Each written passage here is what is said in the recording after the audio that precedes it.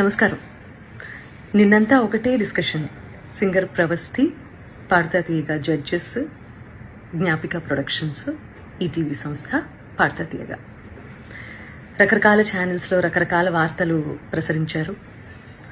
And ఆ అమ్మాయి చాలా యూట్యూబ్ ఛానల్స్కి ఇంటర్వ్యూ ఇచ్చింది, ఎక్స్పోజ్ చేసే ప్రయత్నం చేసింది. బేసిక్గా అంటే ఇవన్నీ ఛానల్స్ వాడిన భాష అండ్ తను ఎక్స్పోజ్ చేద్దాం అనుకున్నాను అని చెప్పింది కాబట్టి ఆ మాట వాడాల్సి వస్తుంది.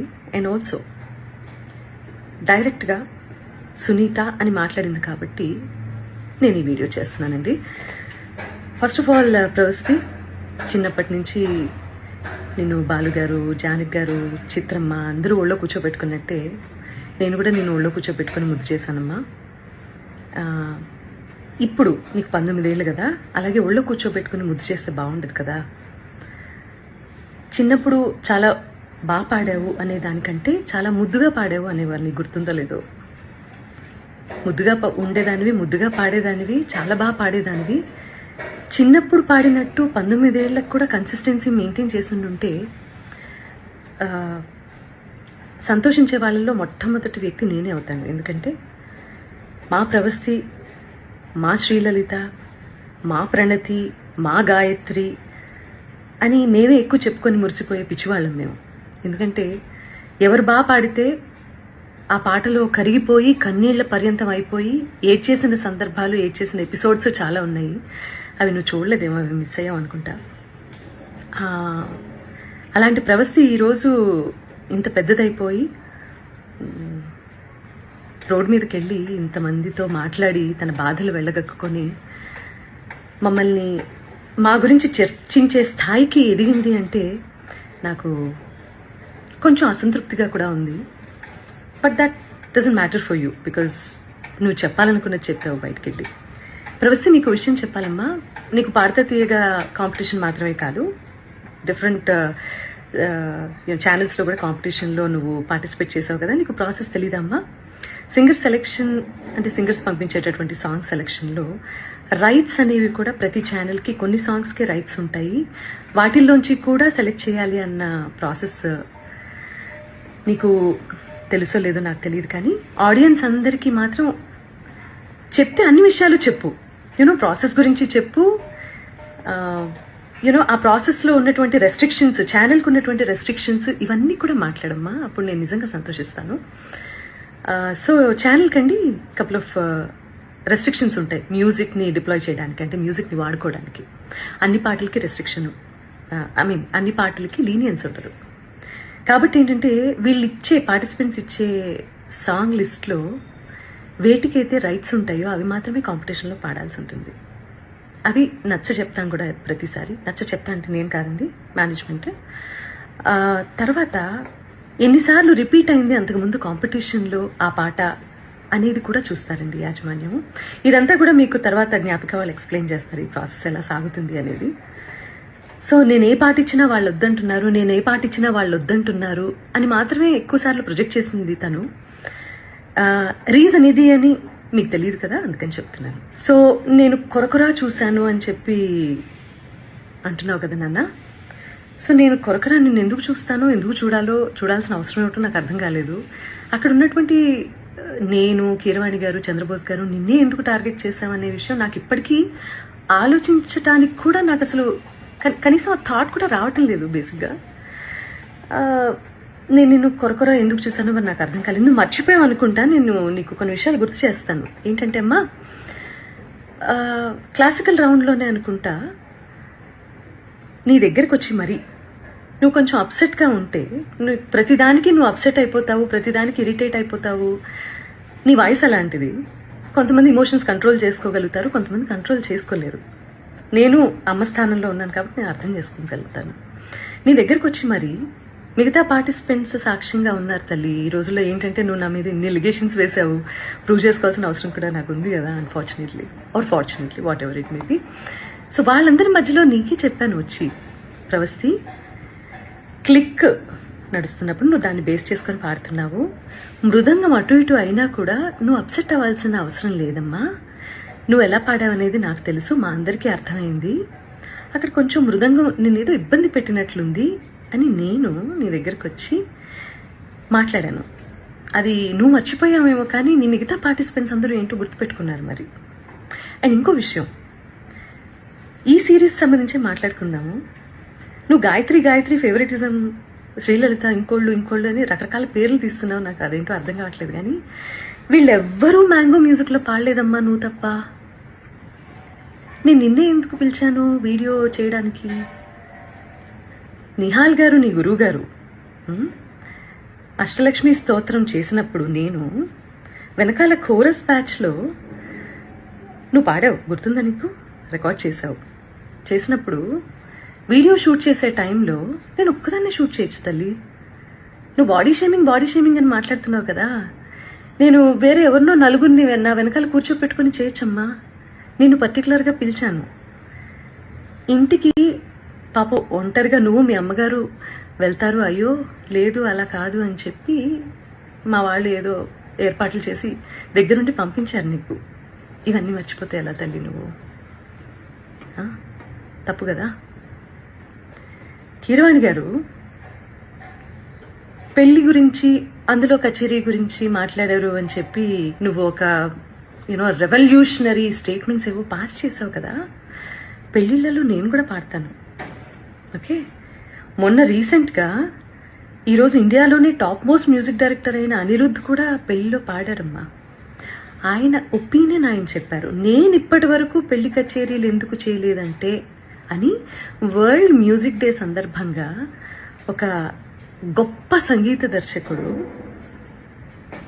ఆయన పాయింట్ ఆఫ్ వ్యూ ఏంటనేది ఆయన ఎక్స్ప్లెయిన్ చేస్తే, నీలో ఉన్న ఇన్ఫీరియారిటీ కాంప్లెక్స్ మూలంగా అది నిన్నే అంటున్నారు అని అనుకొని అది నువ్వు ఓన్ చేసుకోవటం తప్పు కదా తల్లి.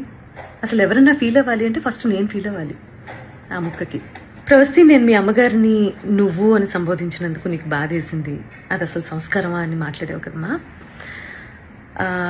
ఎలిమినేషన్ జరిగిన వెంటనే మీ ఇద్దరు పేర్లు అనౌన్స్ చేసిన తర్వాత ఆవిడ స్టేజ్ దగ్గరకు వచ్చి నీ చేతిలో ఉన్న ట్రోఫీ, అసలు ఇది నీ చేతిలో ఉండాల్సిన ట్రోఫీ కాదు, అది ఇచ్చేసేయి అని చాలా ఎమోషనల్ డ్రామా క్రియేట్ చేసి చరణ్ గారి చేతిలో ఉన్నటువంటి మైక్ లాక్కోవడానికి ప్రయత్నం చేసి, ఆ తర్వాత వెనక్కి వస్తూ నేను అక్కడ కూర్చున్నప్పుడు నీ మూలంగానే నువ్వే మోసగత్తెవి ఇలా నా మొహం మీద ఇలా పెట్టి మాట్లాడినప్పుడు అది కరెక్ట్ అనిపించిందమ్మా నీకు? నేను ఇలా నమస్కారం పెట్టి ప్లీజ్ అన్నాను, అంతే కదమ్మా? సో అదంతా చాలా కెమెరాస్లో రికార్డ్ అయింది. ప్రవస్థ చెప్పేవన్నీ తప్పులు అని ఆ రికార్డింగ్ బయట పెట్టే అవకాశం ఛానల్కి లేకపోలేదు. కానీ ఆవేశంలో ఉన్నారు మీ అమ్మగారు, నువ్వు చాలా ఎమోషనల్గా ఉన్నారు, ఒక ఓటమిని అంగీకరించలేకపోతున్నారు. కాబట్టి తర్వాత తిరిగి కూర్చొని మాట్లాడదాము అని చెప్పి నువ్వు మీ అమ్మగారు విసురుగా బయటికి వెళ్ళిపోయారు. చాలా ఎమోషనల్గా ఉన్నారు, చాలా ఆవేశంలో ఉన్నారు. మాకు కనీసం మాట్లాడే అవకాశం కూడా ఇవ్వలేదు. చంద్రబోస్ గారు ముందుగా వెళ్ళిపోయారు, ఆయనకి టైం లేదని. కీరవాణి గారు నేను చూడలేనని వెళ్ళిపోయారు. సునీత గారు నా ఎలిమినేషన్ చూడడం కోసమే కూర్చున్నారు. చాలా తప్పు మాట్లాడావమ్మా, చాలా చాలా తప్పు మాట్లాడావు. ఎవరు ఎలిమినేట్ అయితేనో, ఎవరన్నా ఒకళ్ళు జీవితంలో ఓడిపోతేనో సంతోషించేంత నీచమైన క్యారెక్టర్ నాది కాదు. ఈ మాట నీ మూలంగా ఇవాళ చెప్పుకోవాల్సి వస్తుంది. నేను చాలా బాధలు పడ్డాను, నేను కష్టాలు పడ్డాను జీవితంలో. నాకంటే లోయెస్ట్ పాయింట్ అనుభవించిన వాళ్ళు నా తోటి కళాకారుల్లో ఎవరూ లేరని నేను ఈరోజు చెప్తాను. అలాంటి నేను ఒకళ్ళ ఓటమి, నేను ఒకళ్ళు ఏడుస్తుంటే చూసి సంతోషించే రకాన్ని కాదు.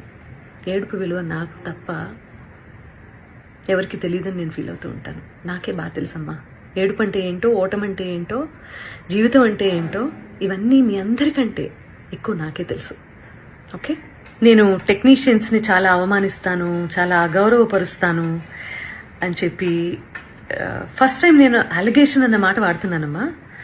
సో అది కూడా నువ్వు మాట్లాడటం జరిగింది.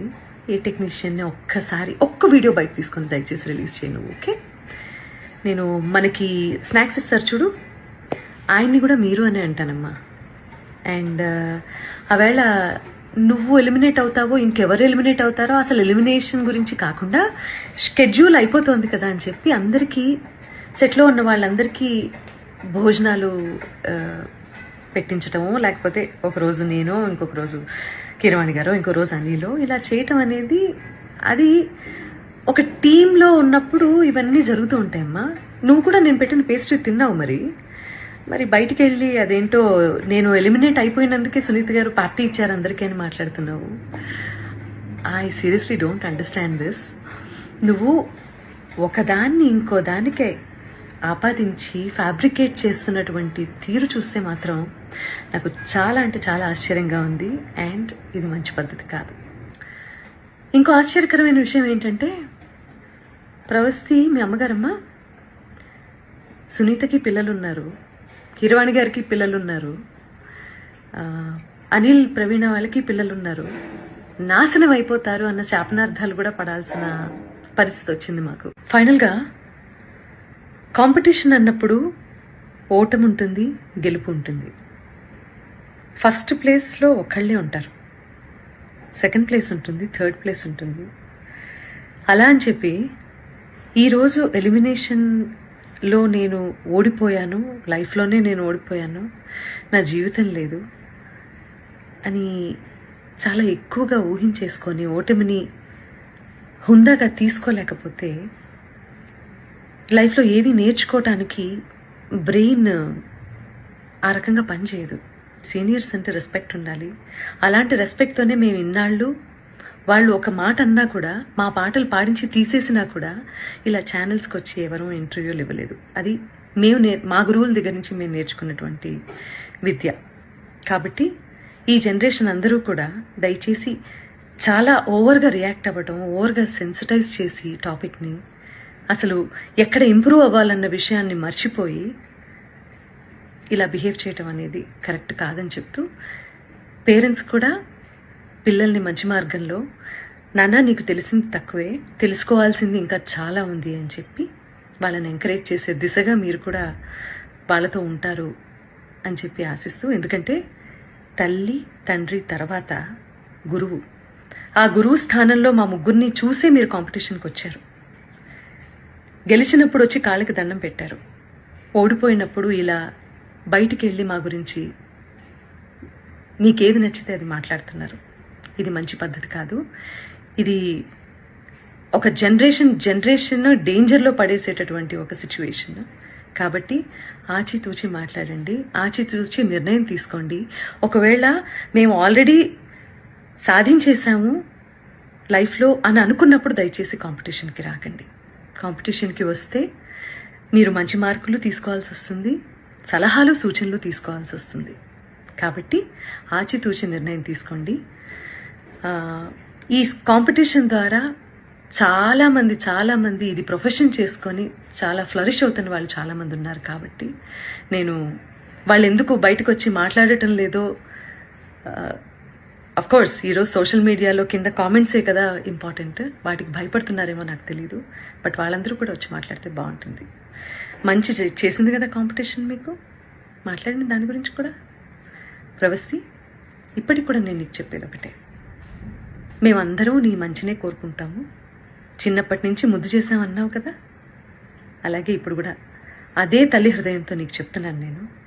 నువ్వు ఆవేశంలో ఉన్నావు, కొంచెం కూల్గా ఆలోచించి జీవితంలో సరైన నిర్ణయాలు తీసుకొని మంచి గురువు దగ్గర సాధన చేసి మంచి పాటలు పాడి సంగీత ప్రపంచంలో నీకంటూ ఒక మార్క్ క్రియేట్ చేసుకుంటామని నేను కోరుకుంటున్నాను.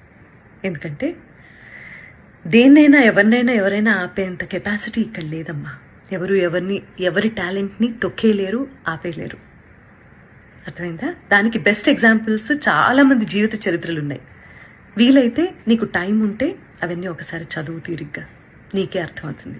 Okay, I wish you all the best and please take care.